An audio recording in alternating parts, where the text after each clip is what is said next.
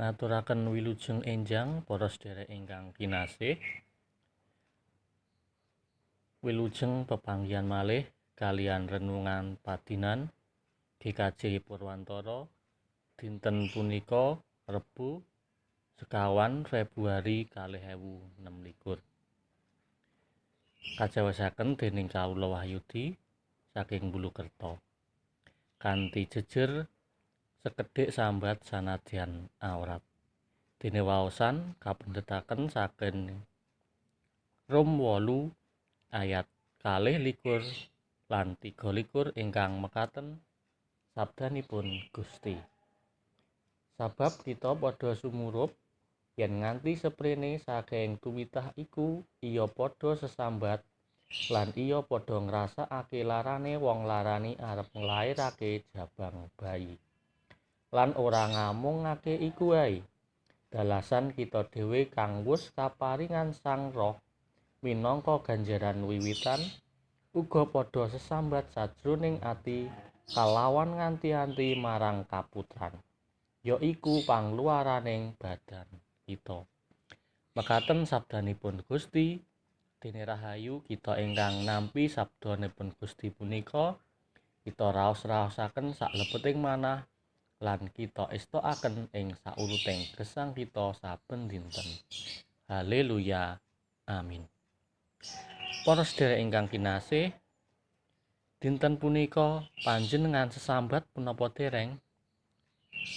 Tamtu kathah-kathahipun sampun. Pasambat lan manungsa punika saged dipun ibarataken kados dene bahan masakan kaliyan bumbunipun.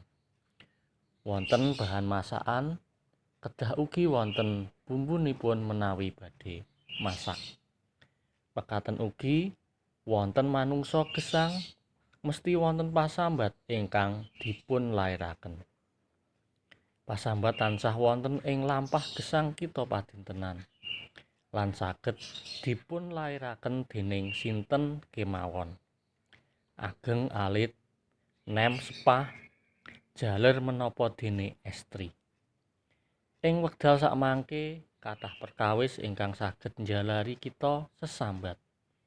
Kadosta kawontenan gesang ingkang karaos angel utawi awrat, boten kasembadan punapa ingkang dipun ajeng-ajeng, bencana alam lan sanes-sanesipun.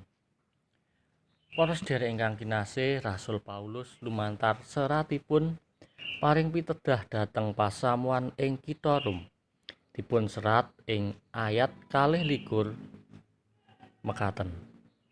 Sebab kita padha sumurup yen nganti seprene saking tumitah iku iya padha sesambat lan iya padha ngrasakake larane wong larani arep nglairake jabang bayi.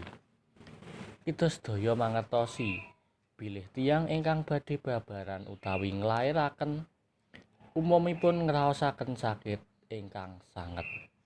Lan amargi ngraosaken sakit mestinipun lajeng sesambat.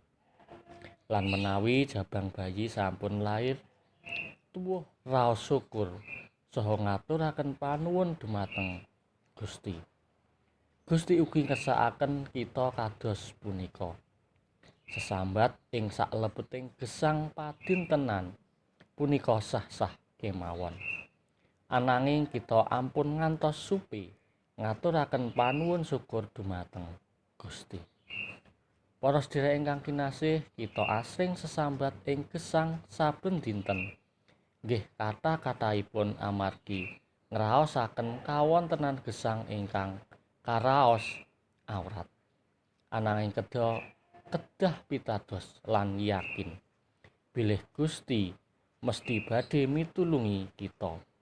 Nggih lumantar Sang Roh Suci ingkang tansah nganti lan lumantar Sang Kristus ingkang sampun dados jaminan kawulujengan. Gusti berkahi. Amin. Kita ndedonga. Duh Gusti, kawula ngaturaken panuwun awit sedaya ingkang kawula tampi ing sauruting gesang kawula.